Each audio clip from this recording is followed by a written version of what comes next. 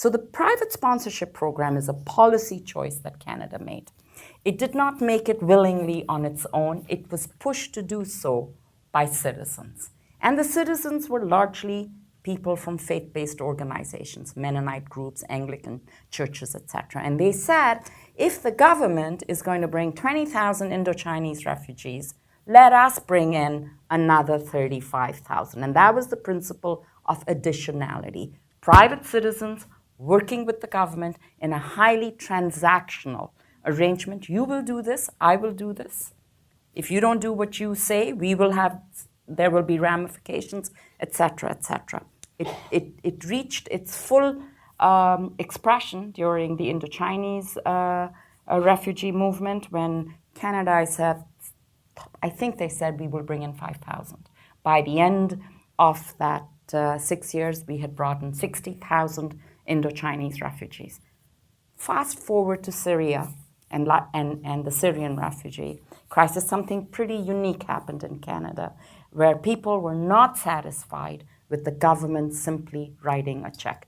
And I think I will come back to this. People want to be involved with people. This is primarily the millennial way of engaging. They do not want to go through institutions. They want to feel and touch. The private sponsorship program gave them that opportunity. Young people across our country banded together, groups of lawyers, groups of mothers, groups of dog walkers. It just got a little crazy, actually, at some point. I had a group of accountants say to me, we will sponsor a refugee family. They have to be a CPA, and I said, that's carrying designer refugees a little too far. I will not do that with you. The dog walkers is not a metaphor. That's a real story. The dog walkers is a real story. So 3.2 million Canadians are private sponsors. We're a very small country. We're a country of 35 million people. 3.2 million is 7% of our population.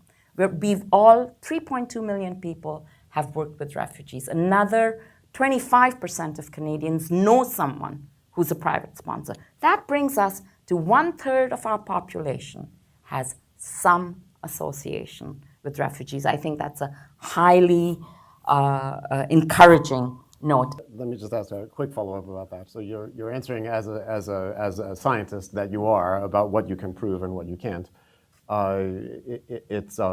My impression from the outside is that the recognized seasonal employer scheme is seen broadly, both in New Zealand and in the origin countries, as something of a success with difficulties and problems, but quite popular across the board. And one sentence that you wrote once really struck me in describing an evaluation, your extremely rigorous evaluation of the effects in the origin countries on the migrants' families. You described the program as, because of these tremendously positive average effects, as among the most effective development programs ever evaluated, which for people who work in development is rather an extraordinary thing to say about something that is basically letting guys pick fruit in Marlborough. And yet that really speaks to the power of migration. But not just that, it's really quite popular among employers, and it's had I think, extremely limited difficulties with overstays and abuse of worker rights and that sort of thing. If you were to name one or two characteristics of it as a hypothesis, I don't mean something you can prove with a cross-cutting design, that were crucial to that outcome, are there ones that have struck you about it that are different from other programs? Yeah, so I mean, it is rare in that this was a program that really had the development perspective embedded in it from the start. The New Zealand aid agencies were involved in this. The World Bank was involved in this. New Zealand had historically sort of felt, okay, we're a tiny country, we can't do much for much of the world, but there's these little other, even smaller countries, and we can, we've got some relations with them, we can do stuff with them. And then, let's design something where it's driven by employers. There's really a demand there for these workers. It's sort of, so on the New Zealand side, there's demand on the Pacific side. And the key thing is then, if you're a farmer you're trying to grow fantastic grapes to make delicious New Zealand wine, but you want a Tongan worker. How on earth, as a single vineyard owner, are you going to make that happen, even if this program is in place? And so thinking about then, setting up these initial networks. And so this was something that the World Bank did with New Zealand government, was to say, let's go to a country where we've never really had any interaction before, Vanuatu, and let's take 45 workers and help them get across and help sort of test them out under an existing sort of pilot, and then employers can kind of see whether this will work. And then over time, this country, Vanuatu, now has more than 4,000 people a year coming to New Zealand to work on these vineyards where they'd never really had any immigration to New Zealand before. And it's coming because you've done it in little steps, and then the incentives are aligned for everybody. The workers can come back every year, so there's no incentive to overstay. Employers have responsibility that if people do overstay, they face some fines.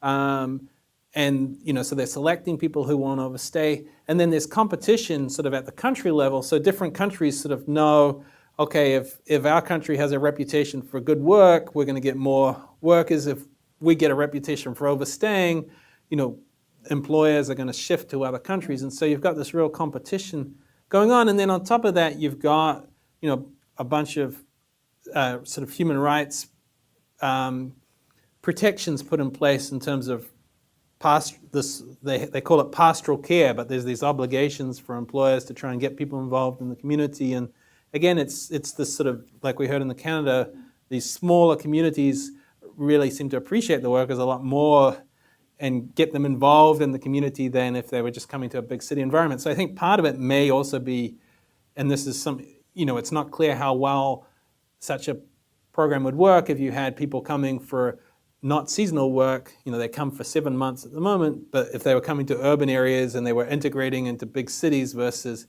sort of coming to smaller communities where their labor is really sort of demanded much more. And so, I think there's a lot of elements of that program that have worked quite well for seasonal work, and the question is, how can you adapt those to thinking about opening up other opportunities?